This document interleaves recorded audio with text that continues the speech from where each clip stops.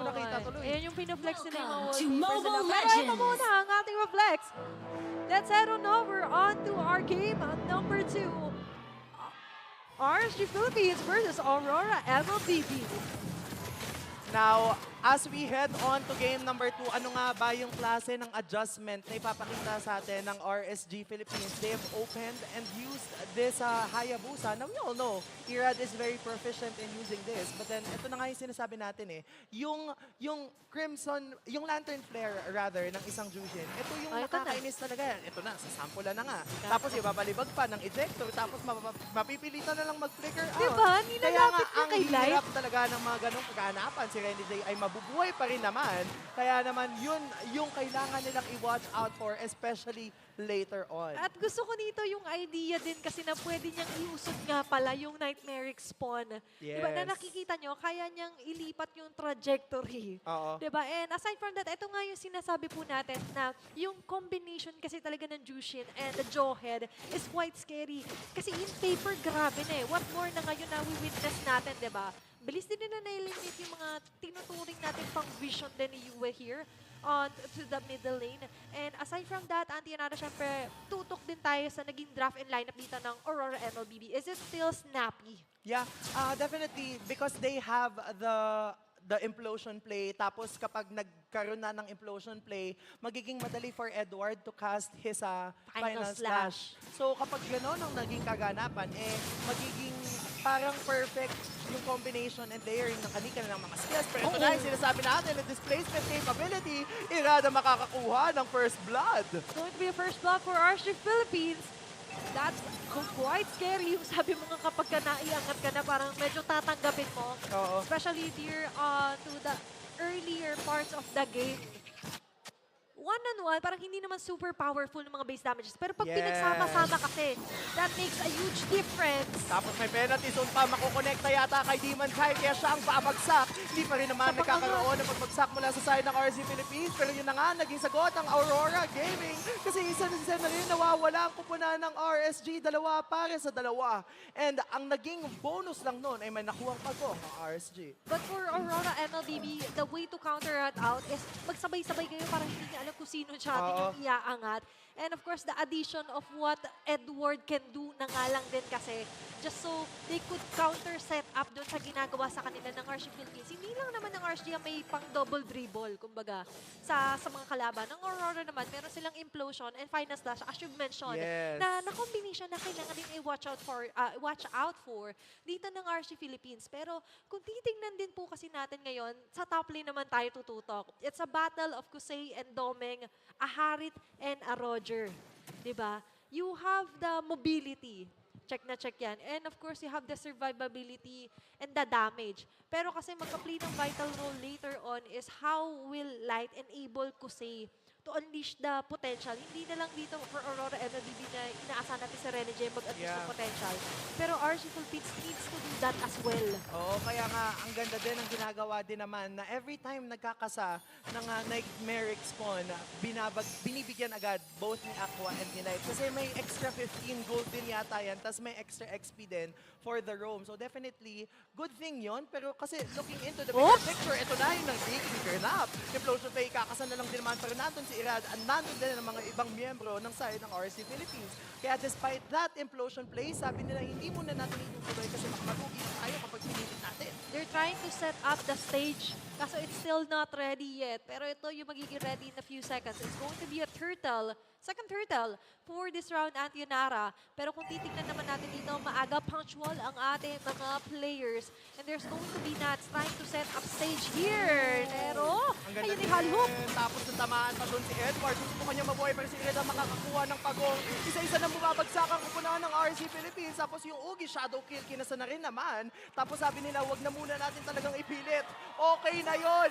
Kasi nakuha na natin yung turtle. Nakakuha pa tayo ng isang kill. Gusto ko yung may bonus silang mga recall dito for Light and Rene J. 4 members of RSG Philippines nakaabang. At grabe yung hindi siya difference. Grabe yung pros na idadagdag talaga dito ni Aqua with fluidity yung ginagawa niya doon with the Crimson Flare na nga, or rather, the Lantern Flare. Pinagsasama ko na naman. Kasi nakikita natin yung halos hindi makagalaw masyado si Edward. Di ba? Napupunta siya sa spot eh. And when you're put onto a spot, minsan medyo nakaka-pressure yun. And this kind of situation, yung pressure na yun is hindi ka makaset up.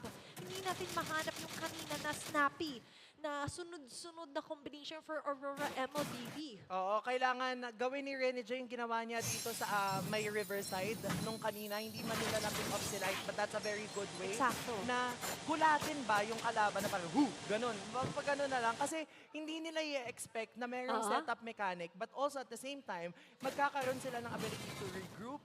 Kasi nga naman, yung sinasabi nating patong-patong ng skills both from Edward and Rene J is something that they need to capitalize on. But meanwhile, for RSG Philippines, itong ganitong movement yung kailangan nilang ipagpatuloy. Kasi apat lagi laban sa apat habang yung mga jungler nandun sa isang lane na hindi dinagalawan. Tsaka very safe sila sa mga attacks eh. Kasi the way that Aqua and Light checks every bush na madaanan nila dito, Andy, makes a lot of difference na ngalan din. Kasi yung sinasabi mo, kailangan ng bug, di ba, na pasabog, pang surprise nila Rene J, hindi nila nagagawa. Kasi kita mo naman yung early na pag-vision out dito ng RSG Philippines. And with that naman, ang magiging answer ng Aurora MLBB is to try and put pressure onto other lanes. And ngayon, na ready na ulit ang isa pang pagong. As early as they can, nakaposisyon na sila agad dito. Oo, nakaposisyon na sila. Tapos wala na din namang final slash coming from Edward. Alam to ng kupunan ng RSG Philippines. Kaya Aqua. habang apat sila laban sa 5, si Aqua, nandun yung balibag lantern effect niya, and Irad will be able to secure the last turtle of the match. Nakikita na natin right now, no, na unti-unti nang rumaragasa yung kupunan ng RSG. Yeah, and with the Jushin pick na nakikita po ninyo, that was Aqua eh. Medyo nakalalay syempre si Nats. Pero alam din ng Aurora MLBB, kahit sabihin mo parang medyo juicy na target to hindi rin nila i-go kasi nga pwede silang ilapit lang ni Aqua, baiting himself out. Right now, that's going to be Rene J. Tapos susubukan yata siyang iba to doon ni Light, pero buhay pa din si Rene J. Doming akasok yata pa loob, pero Edward! Kaya naman si Light ang babagsak. Edward lang din naman ang kasama nila. Pero nandun yung Crimson Deacon, tapos tuloy-tuloy pa sila. Kumakalmot na si Doming, si Demon kahit nandun na rin. Kaya lang ang sasabihin nila, okay na yon kasi nakakuha na tayo ng isa, unti-unti nang bumabalik ang group natin. Oh, kalma muna tayo. Pero here is Edward. Parang gusto pa ng isa. Kasi yata ang kanyang magiging biktima nila pag na yung dance floor, yung penalty zone ni Nats ko connecta sa tatlo, pero mapapa-flicker out lang din siya kasi hindi na sila Irad? kompleto. Yung Irad nandun lang din naman nag-ugi shadow kill, pero the rest of the members of Aurora MLBB will stay alive kasi shinare nila yung shadow. Ngayon, nagkakaroon ng mga counter punch ang Aurora MLBB. 8 minutes into the game, makikita natin lamang sa third takedown ang RSG Philippines as of now. But looking at the gold per hero or per role, mapapansin natin Kusei and si Doming hindi naman sobrang nagkakalayo in terms of farming up. Kasi kung mapapansin din naman natin, although nagkaroon na nga ng basagan ng Torre sa kanilang mga lane, is of course makikita rin naman natin na si Doming unti-unti lang yan, pero binibigay din sa kanyang iba sa mga wave na pwede niyang i-clear. Pero ito yung bibigay nila. Tapos kumonekta pa yung penalty zone, pero nandun din yung implosion coming from Rene J. At sa kita na bawas damage output coming from RSG Philippines. Kaya naman double kill coming from Kusei. Hindi pa tapos Yue! si Yue yata ang susunod na magiging biktima. Mapapabagsak niya si Nats, pero sabi ni Kusei, it's okay because that's a triple kill. Hindi pa sila tapos. Yung Lycan pounce sa makakapagpabagsak. Kaya naman nawawala na sila. 4 para sa 3 in favor of Aurora MLBB. Grabe! Nakabasag pa sila ng Toro sa may bandang baba or bandang gitna rather, at ngayon bababa sila papunta dito sa Lord Pit. They have the chance, pero si Light ngayon, itatry niya yung best ito, deleting sa pero hindi na aabot yung gusto niya maging play. Pero let's look at the Infinix instant replay na kung saan buong akala natin parang RSG, they've got it. Ang dami ng mga Jushin plays dito ni Aqua. But the minute na mapatay man si Yue, pero nandoon na nakasurvive pa rin. Yung ilan sa mga spawn pag-atake niya, naka-double kill na eliminate si Kusei. And Doming Yung Lycan Pounce. Grabe yung mga bounce back niya doon. Sinundan yung quad shadow. Sabi- Di ba nag-shadow si Irad Oo. pabalik? Sabi ni Doming, okay lang yan. Susundan ka namin. Si Halberd has been bought by a Doming. Na-sniff out Oo, eh. that's to counter out the Harit as well as Nats' Statista. yeah. But also, merong bagong mechanic yung si Halberd na punish. Meaning kapag mas malaki yung health na meron yung kalaban, mas masakit din yung bawas na Bawas nagmumula from the si Halberd. Yeah, and definitely for Doming, sabi niya, sino ba dito yung mga makukunan kanina? Sino ba dito yung mga kumukulit? And that is why itemization is really important na nakikita rin na natin na it's very situational na nga lang din. Ngayon, may isa na naman, Kusei! Grabe, napabagsak nila si Kusei kasi napapurify out siya doon coming up from that final slash. Wala nang pagsabog mula sa mid lane turret. Pero sabi ng Aurora, yung iba na lang muna ang aatakihin natin. Kasi yung lead na meron, yung RSG Philippines kanina, binalik na ng Aurora sa kanilang banda. All outer and inner turrets ay mapapabagsak na dito ng Aurora MLBB. The lights are up. Pero ngayon, yung inaasahan nating ilaw na manggagaling kay Light to give them the formation that they need, medyo nai-interrupt na, Auntie. Yung kaninang dalawang dribble or dalawang pagpasapasahan nila ni Aqua na ginagawa, medyo nakukontra ng Aurora MLBB. Diba? Of course, with the help of Rene J, kung siya yung mapapalapit, much better, hindi niya na kailangan mag-flicker in just to do the explosion play. Ito na nga. At ito na si Nats, tumalon. Nandito na rin si Rene J. Nag-conceal play sila. Walang tatamaan yung penalty zone. Kaya naman sabi ng Aurora, alam nila na wala ng penalty zone coming from that Terizla. So far, Aurora ang nagdidikta ng tempo at momentum ng laban. No. And kung papansin niyo sa bawat talon din kasi ni Nats, nakaabang na si Yue. Sige, doon ko yung summon, yung spawn ko. And aside from that, kung mapapansin niyo rin yung nagiging movement ni Demon kahit up until the very end, parang sige, bawasan niyo muna. Diba? Halos same naman sila ng tinatry i-attempt din naman dito ni Irad. But the difference is, mas malawak kasi yung nagiging pagpasa-pasa ni Irad when it comes to balancing it out sa formation niya because of the shadows. Pero still, ngayon, maaasahan pa rin natin yung pag-clear nila in each and every spawn na nakikita nga nila. Diba? Kahit naglalatag ng mga hive clones yan si Yue, as much as they can or as much as they can allow na parang medyo wala naman nakaabang dito, ay ginagawa nila, kini-clear na nga lang din nila.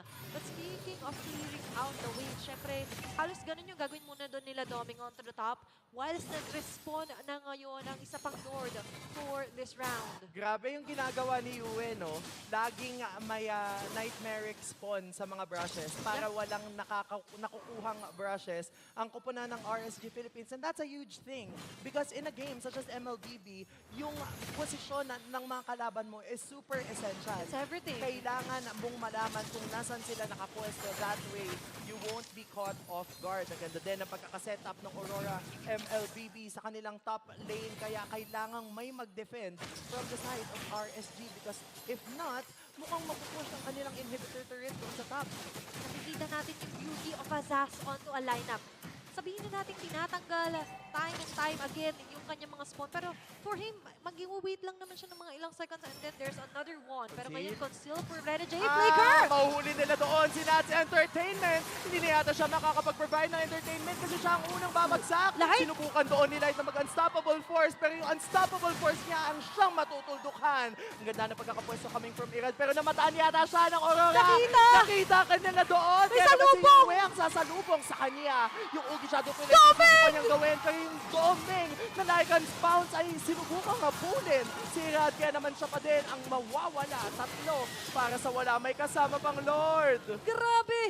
Kahit saan pumunta doon si Irad, may nakabantay. Lalo na't may Doming sniffing him out. And right now, for Aurora MLBB, each and every corner ay medyo na-checkmate na yata nila dito ang RSG Philippines. Kaya naman, let's take a closer look on their Infinix instant replay na kung saan ang ganda ng pagpasok doon with the flicker implosion play ni Rene J. And as much as Light was trying to divert the attention of the members of Aurora MLBB, hindi niya nakinayi, di ba? And now that Aurora MLBB has a level 2 Lord onto their hands, parang medyo malaking damage din naman yata ang pwede nilang ma-deal dito sa base ng RSG Philippines. And this is what we have been talking about kanina pa. Kailangan nilang ma-catch off guard ang kanika nilang mga kalaban. And speaking of catch off guard, si Demon kahit sinusubukan niyang bakbakan itong si Iratia naman magiging low na ito. Yung Lord nandito pa rin laban sa lima. Isang matinding pagdepensa ang gagawin ng mga Raiders habang nandito pa ang Lord. 8.2k gold Edward! nila pero may nawalis doon si Edward. Yung penalty zone kumonekta sa liba. Kaya naman isa-isa na lang sinusubukan pabagsakay ng mga kumuna ng Aurora MLBB pero hindi yata enough yung damage output kasi naman the lights are too blinding as Aurora MLBB sweeps RSG Philippines.